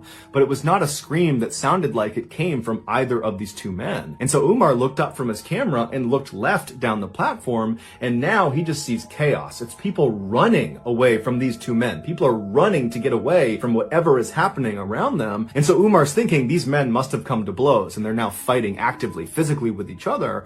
But when finally the crowd kind of cleared for a second, he saw a woman pointing down at the train tracks right in front of where those two men had been standing. And so Umar looks at the woman and he follows her finger down onto the tracks, and he sees there is now a man, one of the two men who had been fighting, laying face down on the train tracks. And then, to Umar's horror, he looks up down the tunnel where the train would come out of, and he sees the headlights of the train. It is now coming into the station. And so Umar starts running down the platform to try to get to this man to pull him out of the tracks. And as he's running, he pulls out his camera and he turns the flash on and he holds the shutter down and he aims it at the train conductor to hope the flashing of his camera will alert the train conductor to put on the emergency brake and stop the train before he hits this guy down on the tracks. And so as Umar is running, trying to signal this train conductor, the man down on the tracks tries to stand up, and Umar sees he's really struggling to stand. And when he finally gets up, he turns and he grabs the edge of the platform and he tries to pull himself up and out of the tracks,